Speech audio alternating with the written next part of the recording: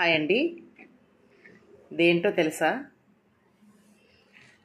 దోశల పిండి అండి.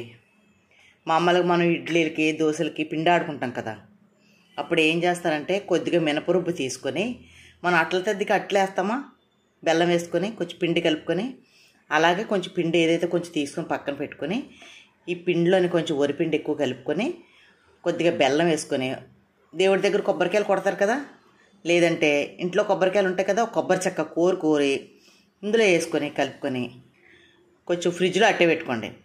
పిల్లలు ఎప్పుడైనా ఆకలి వేస్తుంది అన్నప్పుడు ఈ పిండిని మీరు చక్కగా అట్లేసి పెట్టండి. స్కూల్కి వెళ్ళారనుకోండి, వచ్చిన వెంటనే అమ్మ ఆకలి వేస్తుంది అన్నప్పుడు 2 అట్లేసి పెట్టుకోండి. కొబ్బరికూర వేస్తాం కదండి, ఇందులో బెల్లం చాలా బాగుంటాయండి. బయట కేకులు అవి తినే కంటే ఇవి కేకుల కంటే బెటర్గా ఉంటాయి. పైగా మనమే చేసి పెట్టుకుంటున్నాం కాబట్టి ఇవి కూడా ఆరోగ్యానికి చాలా మంచిది. ఇలా ట్రై చేయండి.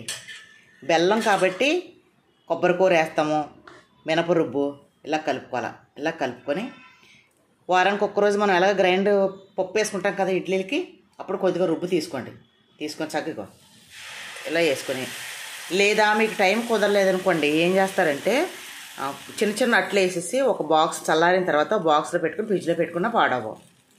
ఎందుకంటే మా చిన్నప్పుడు అట్ల తద్ది అట్లు వారం రోజులు ఉండేవండి. అసలు పాడయ్యే కాదు, చాలా బాగుండేవి. వారం రోజులున్నా కానీ అలాగే ఉండేవి. కాకపోతే కొంచెం మినుము ఎక్కువ వేసుకొని చక్కగా వేసుకుంటే అట్లు పాడవ్వండి. ఇలా వేసి పిల్లలకి పెట్టండి.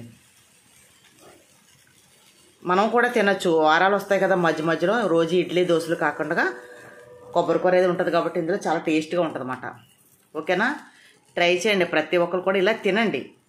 పిల్లలకు కూడా ఇలా అలవాటు చేయండి.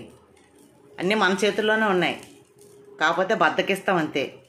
కానీ ఇలా చేసి, పెద్దోళ్ళు ఉంటారా మన ఇంట్లో, పెద్దోళ్ళు అమ్మమ్మలో తాతయ్యలు కొంచెం పళ్ళు అయ్యి ఉండవు కదా పాపం, అలాంటి వాళ్ళకి కూడా ఈవినింగ్ టైం ఇలాంటి ఒక అట్టేసి పెట్టండి.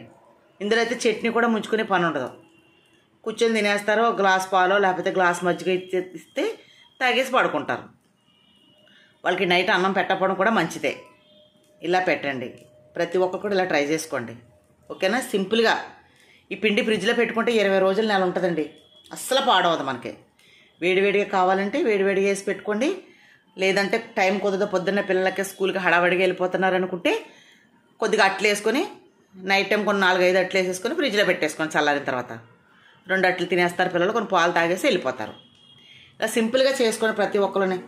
ఓకేనా? నా ఛానల్ ఫాలో అవ్వండి, లైక్ చేయండి. Okay, thank you.